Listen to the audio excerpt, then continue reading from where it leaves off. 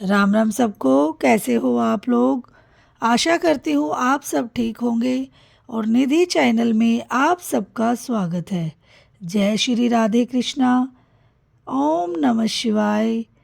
प्रिय श्रद्धालुओं, आज हम आप सभी का स्वागत करते हैं पवित्र फागुन मास के 9वें अध्याय में। हाँ जी, आज हम फागुन मास का 9वां अध्याय आपको सुनाने वाले हैं। फागुन मास भक्ति, प्रेम, वैराग्य और भगवान की कृपा का महीना। यह वही मास है जिसमें पत्थर भी पिघल जाए और पापी का हृदय भी प्रभु भक्ति से भर जाए। फागुन केवल महीना नहीं है, यह ईश्वर से मिलने का उत्सव है।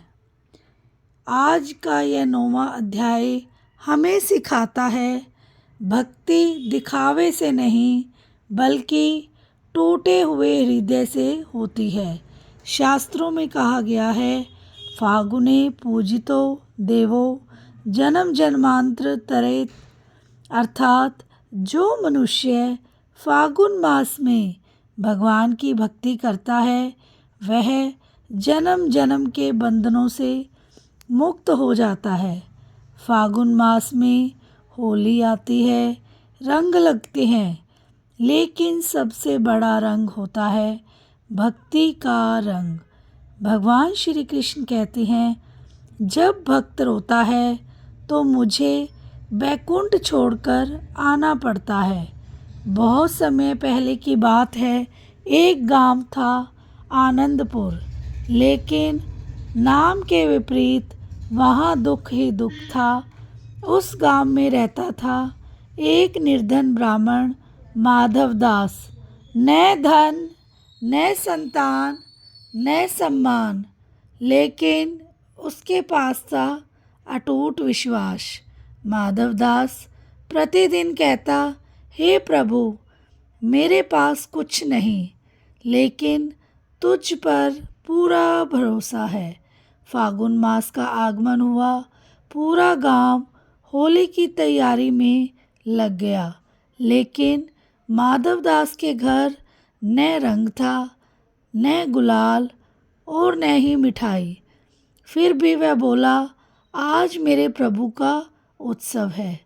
फागुन मास के 9वें दिन भगवान श्री कृष्ण एक साधु का रूप धारण कर माधव दास के द्वार आए। साधु बोले, वत्स, मुझे भूख लगी है। माधव दास के घर केवल सूखी रोटी थी। उसने बिना सोचे रोटी प्रभु को दे दी और स्वयं भूखा रह गया। भगवान मुस्कुराए। यही तो था 9वें अध्याय का सार। जो स्वयं भूखा रहकर अतिथि को खिलाए वही है सच्चा भगत।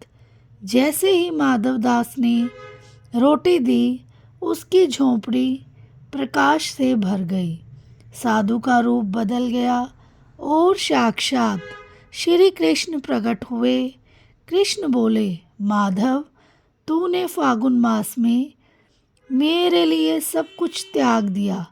उसी क्षण धन की वर्षा हुई, दुख मिट गया, जीवन बदल गया। लेकिन माधव दास बोला, प्रभु, मुझे धन नहीं चाहिए, बस आपकी भक्ति चाहिए। भगवान की आंखों से आंसू आ गए। प्रिय भक्तों, फागुन मास का 9वां अध्याय हमें सिखाता है, दिखावे की भक्ति व्यर्थ है। सच्ची भक्ति है त्याग से होती है। प्रभु भूखे नहीं, भाव के भूखे हैं। जो व्यक्ति फागुन में एक दीपक जलाता है, एक नाम जपता है, एक भूखे को भोजन देता है, उसका जीवन निश्चित रूप से बदल जाता है। तो राधे राधे। इस तरह की थी हमारी आज 9वें अध्याय की कथा। और फागुन का 9वां अध्याय कहता है, जो झुक गया वही उठाया गया। यदि आपके जीवन में दुख है, रोग है, धन की कमी है, मन अशांत है, तो इस फागुन बस एक बार प्रभु को याद कीजिए। हे प्रभु श्री कृष्ण, हम सब पर कृपा करना, हमारे अहंकार को हर लेना, हमें सच्चा भक्त बना देना।